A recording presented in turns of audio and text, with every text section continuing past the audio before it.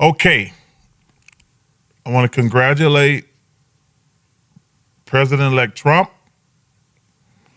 Y'all won fair and square. I want to congratulate you. I want you to do the best for the American people because I got some numbers here. 75 million people voted for President-elect Trump.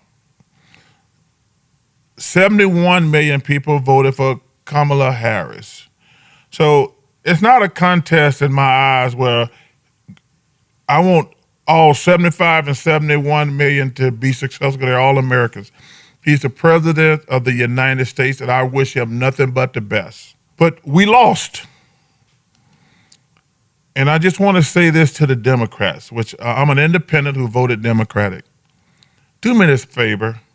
Shut the up. Now today I want to talk about something that's been weighing on the minds of millions of hardworking everyday people like you and me. It's a topic that some would rather we ignore, but we just can't afford to stay silent anymore. You know, we've known for a while now that the mainstream media has gone too far. You know, it's time we call it their dangerous manipulation for what it is, a direct assault on the values and freedoms that make our country great. And luckily with President Trump coming into office and a lot of the new people in his cabinet like Elon Musk, hopefully things can get settled down. Things get straightened out in the mainstream media. Now, over the years, the media has stopped being a watchdog for the people and it just turned to a megaphone for the elites. Instead of reporting facts, they just become experts at twisting narratives to push their own agendas. You know, it's no longer about the truth, it's all about control. You know, they distract us with outrage, vilify those who just think differently, and use fear to divide us all, whether they be on the left, whether they be on the right, or straight down the middle. The mainstream media has done a very good job of dividing everybody in the country. Make no mistake, this isn't just some accident.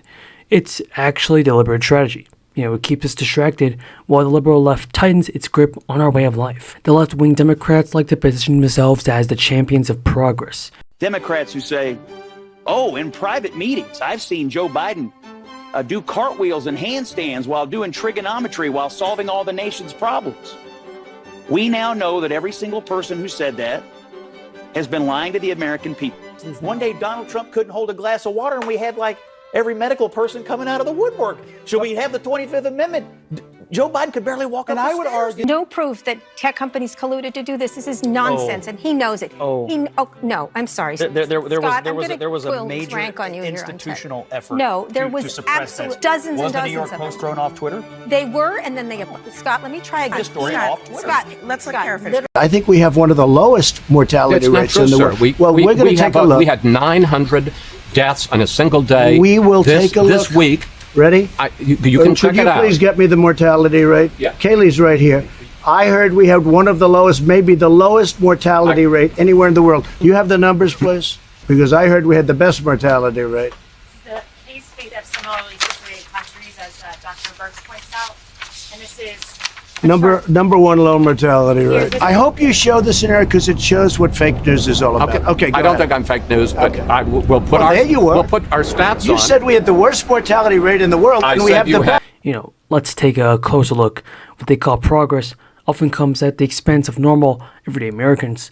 They flood us with policies that prioritize the elite few over the working class. They push taxes that will always crush small businesses, regulations that strangle industries, and social policies that just ignore our values in favor of fringe ideologies.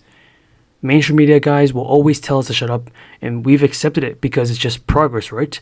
But progress for who exactly?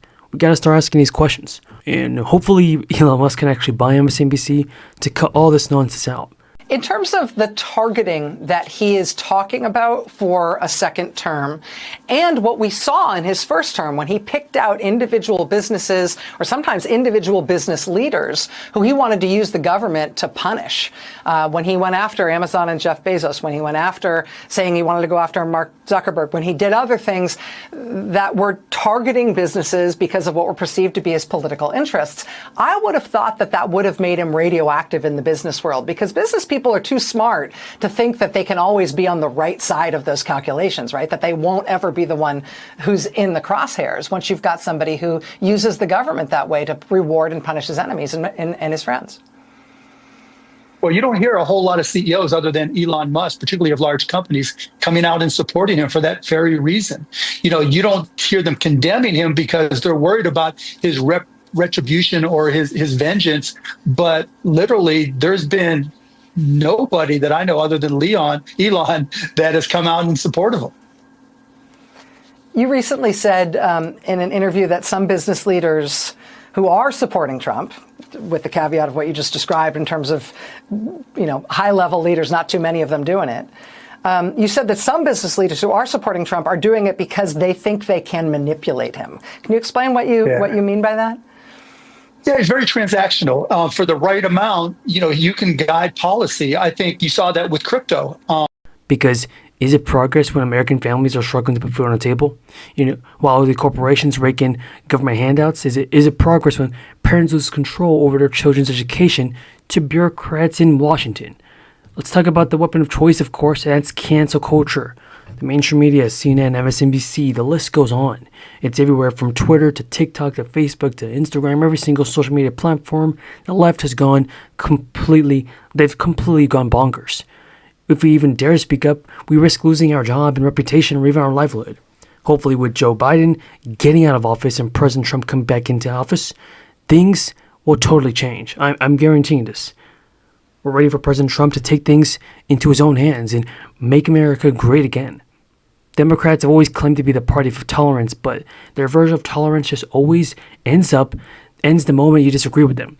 It isn't about fairness or inclusion or any DEI tactic. It's about silencing opposition and enforcing this radical, complete idiotic ideology. But with the good news is that we have a choice. We got President Trump coming in. Now, Donald Trump is not a perfect man. We all know that because nobody's perfect. What's your reaction? I think that Elon Musk, and one of the biggest fears that people have, which is being realized, is that he really wants to turn America into pre-1990 South Africa. And you look at Elon Musk and some of the things that his own parents have said about him and kind of coming into his own right now. You see with the xenophobia or the language that he uses to harken back to those days. It makes people have these palpitations and fear. There's nothing about Elon Musk and what he says, regardless of how much money he has, which represents what Abraham Lincoln calls the better angels of our nature. And so his thumbprint's going to be on this government for the next 4 years. I read a Semaphore article today about the reason that Chinese state media is fearing people leaving X because of their investment and going to other social media networks because of the influence they have over Elon Musk. History books are going to write about the fact that Elon Musk took this country backwards, that my father nearly died in this country in 1968, being shot by law enforcement, fighting for rights of people who look like me to be sitting in front of you today. And Elon Musk is working damn hard to take us backward. And if he doesn't claim to be perfect either. But what he does represent to us, his win in the 2024 presidential election, defeating Kamala Harris, defeating Joe Biden, and all Democrats, it's just a movement. Trump's movement just shows us that the needs of Americans, regular Americans, has to come first. Trump understands this. It's what it's like to stand up to a system designed to tear you down. For goodness sake, this man went to prison. He's been hunted down by the witches in D.C. year after year, month after month, ever since he declared running for presidency in 2015. We know he's been attacked relentlessly by the media. Attempt to take his life. The Democrats and even some in his own party are even continuing to fight him. But because he believes in us, we're going to support him. We're always going to support President Trump. Under Trump, we saw policies that worked for the middle class. He cut taxes. He brought our jobs back to America. He renegotiated trade deals that had been selling us out for decades. He defended our borders, prioritized law and order, and stood up to the global elites who just see our country as nothing more than a pawn in their power games.